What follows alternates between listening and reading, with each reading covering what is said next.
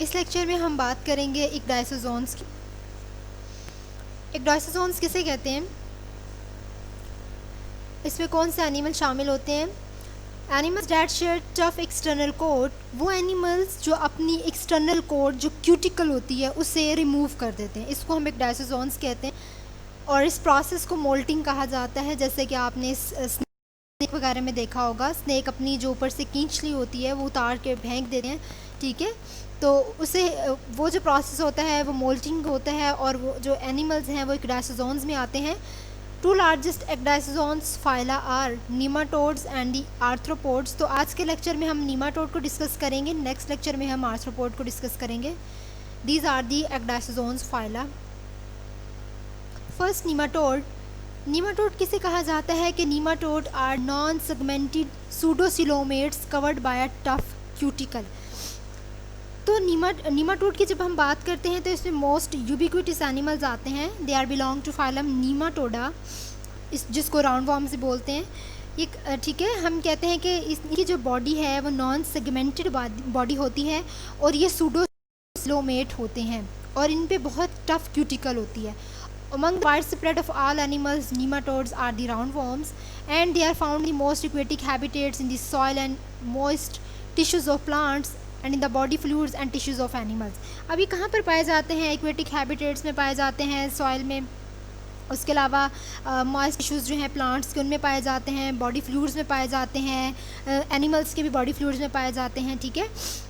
तो अब हमने एनिलेट की जनरल कैरेक्टर को तो देख लिया, इसकी जो किस कहाँ पर ये रहते हैं, इसकी हैबिटेट क्या है, और जो है इसकी बॉडी किस तरह की होती है। इसके अलावा इसमें कौन से इंपॉर्टेंट कैरेक्टर्स होते हैं।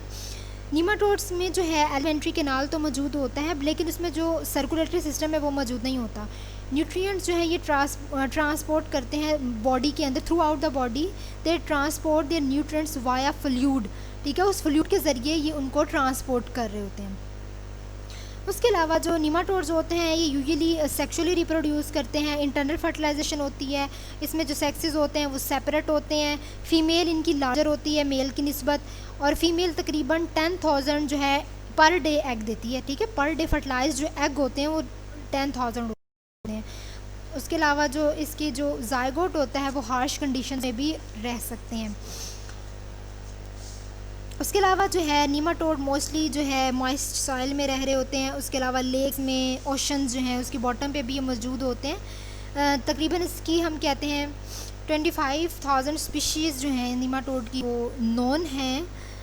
अब यहाँ पर the cylindrical body of nematode, phylum nematode, ये इसकी सिलेंड्रिकल बॉडी है, ये इस तरह की इसकी बॉडी नज़र आती है, ये इस तरह की कवर्ड हुई हुई है एक टफ कोट से, ठीक है, जिसे क्यूटिकल कहा जाता है। Are covered by tough coat called cuticle.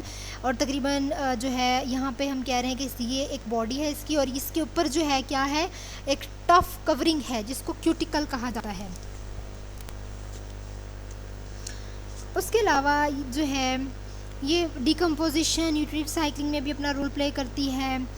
Nematode की एक स्पीशी है, one species of soil nematode Caenorhabditis elegans is well studied and has become model research organism in biology, ठीक है। इसकी बहुत ज़्यादा स्टडी हुई भी है। उसके अलावा जो है फाइलम नीमाटोड की अगर बात करें, they are significant agricultural pest that attack the roots of plants, they are the parasitise animals. उसके अलावा ये ह्यूमंस में भी पाई जाती है। तो ये हमने बात कर ली कि they are the important parasites of plants and animals. तो ये इंपॉर्टेंट पैरासाइट्स ऑफ प्लांट्स में भी होती है, एनिमल्स में होती है। अब यहाँ पे इस पिक्टोरियल व्यू में आपको इसके ये मसल टिश्यूज़ नज़र आ रहे हैं, और ये इसके जुविनाइल्स होते हैं। जुविनाइल हम कह रहे हैं कि वो मैच्योर नहीं होती है, इमेच्योर फॉर्म होती है। अब ये जो जुविनाइल है, अगर हम इसकी बात करें, humans acquire this nematode by eating raw और अंडर कुक्ड पॉर्क। अब ह्यूमन्स में ये किस तरह जाते हैं, अब इसको हम देख लेते हैं। एक नोटोरियस नीमाटोड है जिसका नाम है ट्राइकेनिला स्पाइरलिस। ये वर्म है जो कि क्या करता है, ट्राइकाइनोसिस को काज करता है। ट्राइकाइनोसिस एक डिजीज़ है, ठीक है, जो कि राउंड वर्म की वजह से होती है, और इसके स्टार्ट में जो इसका इन्फेक्शन होता है कि उसे इंटेस्टाइन जो है उस पर हमला होता है। उसके बाद जो इसके नतीजे में डायरिया होता है, एब्डोमिनल पेन होती है, वॉमिटिंग होती है। मोस्टली बच्चों को जो है ये चीज़ें होती हैं, मोस्टली बच्चों के पेट में जो है ये राउंड वर्म्स जो हैं ज़्यादा पाए जाते हैं। अब वो किस तरह उनके बॉडी में ये जाते हैं, by eating raw material and other uncooked pork और मीट। या तो वो जो है अनकुक्ड मीट खा लेते हैं, सही तरह से पका नहीं होता, या कोई भी रॉ मटेरियल खा लेते हैं, या तो जैसे कोई जो है पोल्यूशन वाली जगह से कोई भी चीज़ खा लेते हैं, तो इस तरह उनकी बॉडी में ये जो जुवेनाइल होता है उनकी बॉडी में जाके ये मैच्योर फॉर्म में हो जाता है। ठीक है, with in human intestine juvenile turn into mature adult. अगर तो वो जुवेनाइल होता है तो वो बाद में जाकर मैच्योर फॉर्म में जो है तब्दील हो जाता है।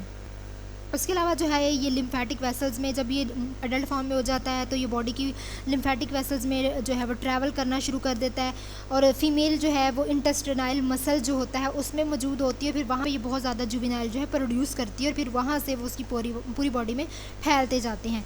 पैरासिटिक नीमाटोड में जो है एक्स्ट्रा मॉलिक्यूलर भी इसके फंक्शंस होते हैं। ये हमारे इम्यून सिस्टम को इवेट कर देती है, हमारा इम्यून सिस्टम जो होता है वो फंक्शन नहीं कर पाता इनकी वजह से सही तरह से।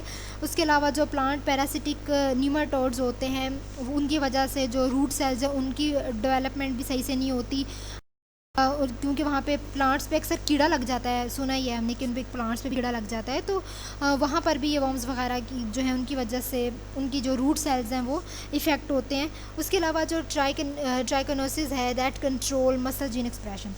बेसिकली जो ट्राइकोनिला है ये क्या करती है, ये कंट्रोल करती है स्पेसिफिक मसल जीन्स को। ठीक है, मसल जीन्स को प्रोड्यूस कर रही होती है। उसके अलावा क्या होता है कि muscle cell release signals that attracts blood vessels.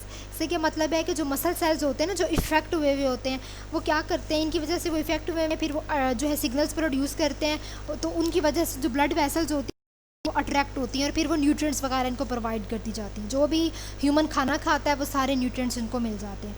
ठीक है, और फिर ये जो पैरासाइट्स हैं, ठीक है, ये क्या करते हैं, the parasites act like a virus, एक वायरस की तरह ये काम करते हैं, बिल्कुल एक वायरस की जो है हम कह लें डबिंग फॉर्म है ये। तो ये जो है नीमाटोड है, और नेक्स्ट लेक्चर में हम आर्थ्रोपोड को डिस्कस करेंगे।